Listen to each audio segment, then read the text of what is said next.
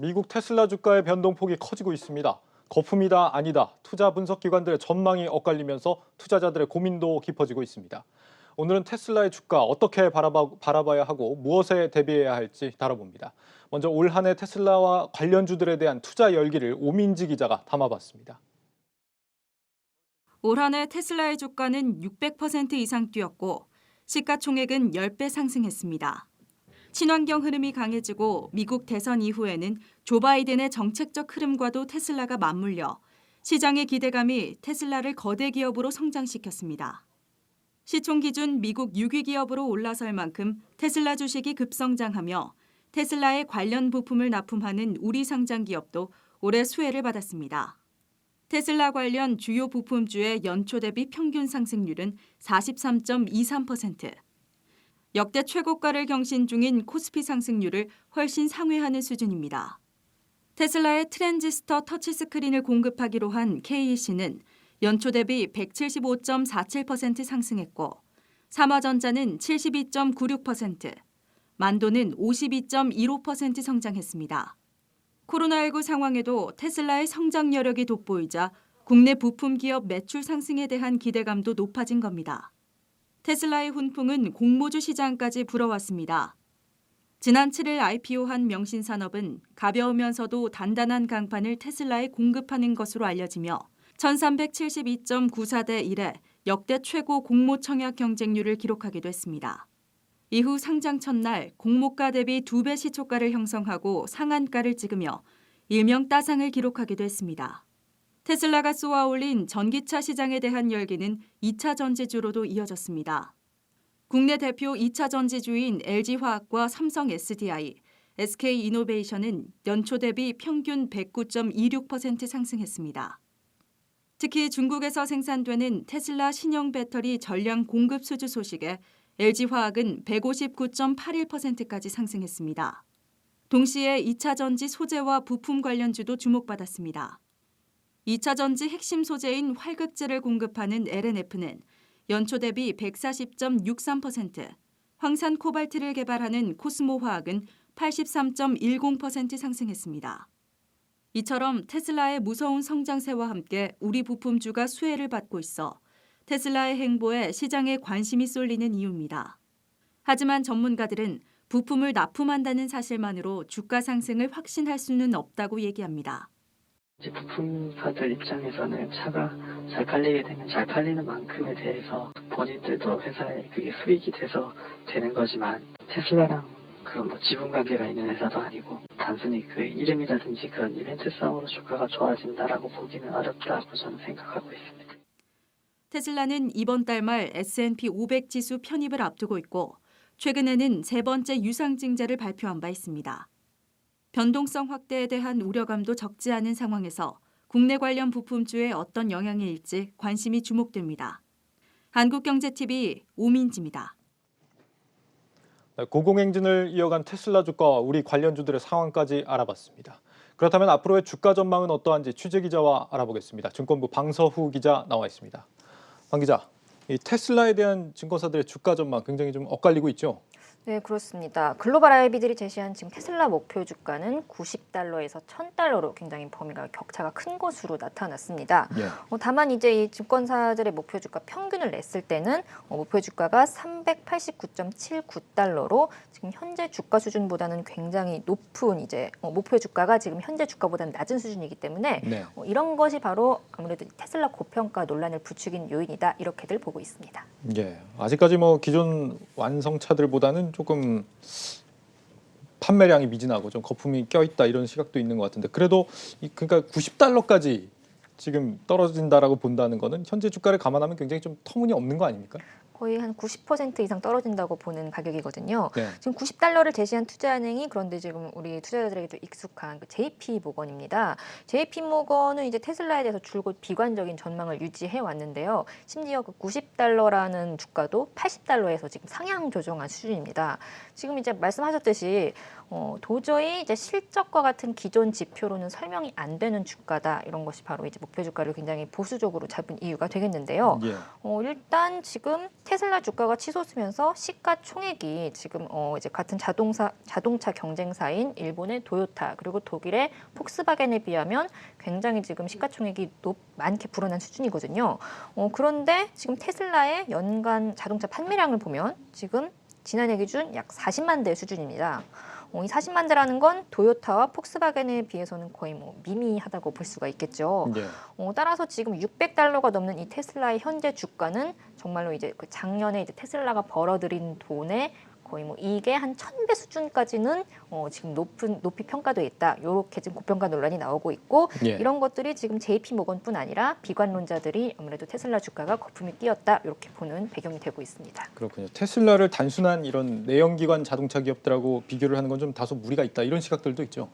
예, 지금 제가 아까 자동차 판매량 말씀드렸는데 네. 지금 그 이제 40만 대, 요 40만 대라는 게 어떻게 보면은 이제 모두 전기차만 판매한 그 판매량이거든요.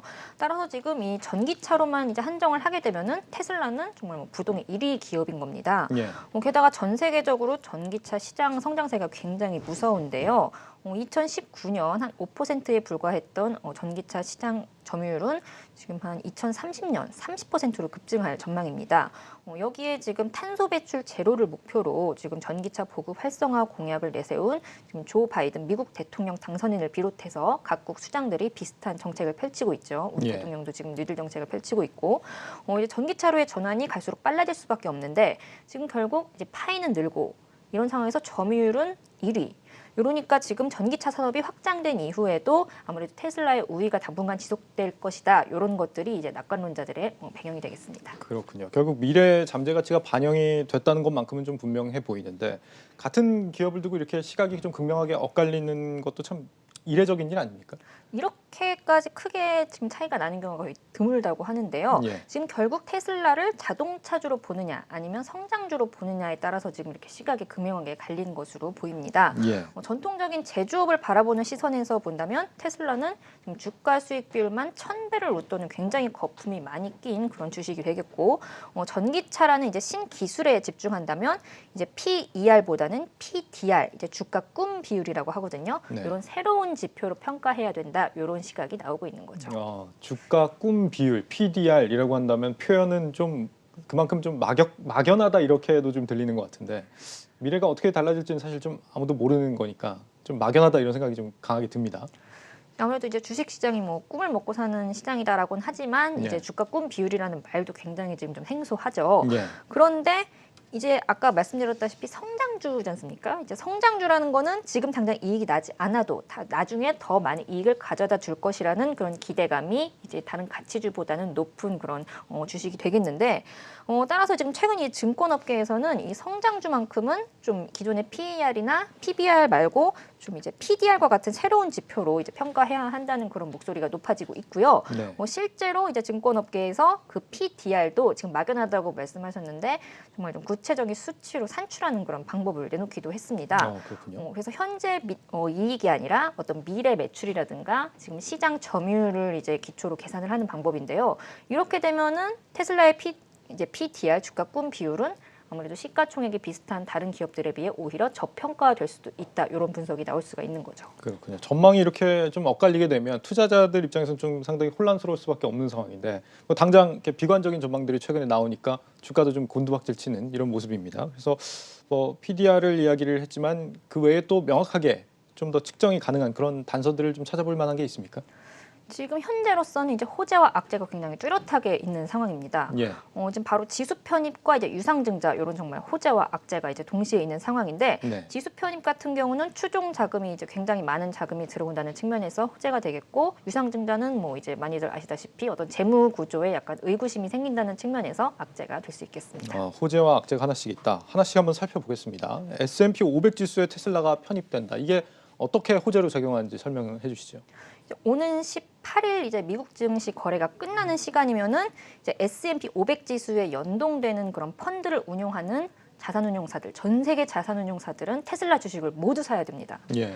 지금 이렇게 되면은 S&P 500 지수라는 게 사실 지금 미국 증시 3대 지수라는 것만으로도 굉장히 크게 와닿잖아요.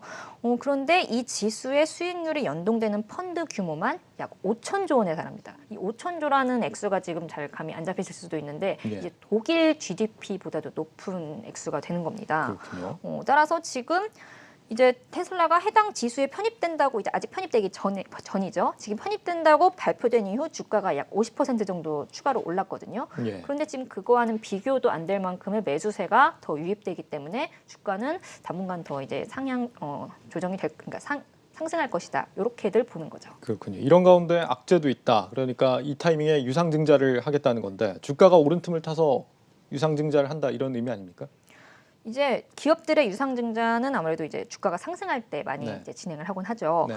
이제 같은 수의 주식을 발행해도 유입되는 자금이 더 많기 때문입니다. 게다가 지금 테슬라가 올해만 벌써 3번째 유상증자를 하는 겁니다. 벌써 3번째 유상증자를 했고 지금 회사 입장에서는 유상증자를 통해서 조달한 자금으로 어떤 부채를 줄인다거나 좀 재무구조를 개선시키겠다 이런 이제 말을 계속 반복을 하고 있는데 아무래도 이제 유상증자를 하게 되면은 주식 수가 늘어나게 되고 그렇게 늘어난 주식이 또 시장이 풀리게 되면 아까 이제 제가 주가가 오를 것이다 이렇게 말씀드렸는데 반대로 물량이 늘어나니까 주가가 또 조정을 받을 수가 있는 거죠. 그렇군요. 그걸 또 어떤 의미로는 주가가 좀 조정을 받을 때가 새로운 매수 타이밍이 아니냐 이렇게 보시는 분들도 있는 것 같아요. 그래서 악재와 호재가 좀 뒤섞여서 투자 판단이 쉽지 않은 상황인데 투자자들이 이 테슬라 전망을 좀 더 빠르게 쉽게 할 수 있는 그런 방안이 있을까요?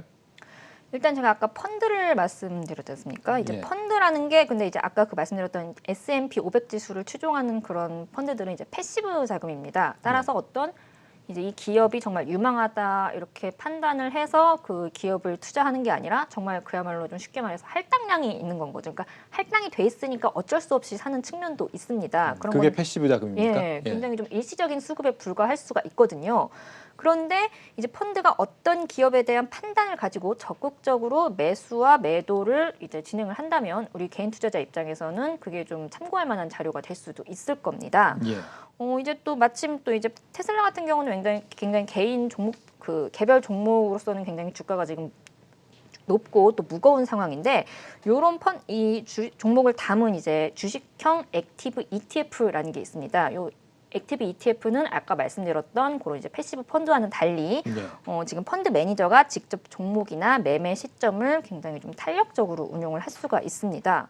따라서 이런 주식형 액티브 ETF 중에서도 이제 테슬라 비중이 높은 펀드들이 많거든요. 이런 펀드들은 또 이제 장점이 이제 펀드가 매일 어떤 종목을 매수했고 매도했고를 낱낱이 공개합니다. 따라서 이제 개인 투자자 입장에서는 그런 펀드의 매동을 보면서 어떤 투자에 참고할 만한 그런 자료를 삼으시면 되겠습니다. 네, 주식형 액티브 ETF를 참고해라. 알겠습니다. 증권부 방서우 기자였습니다. 방 기자 잘 들었습니다.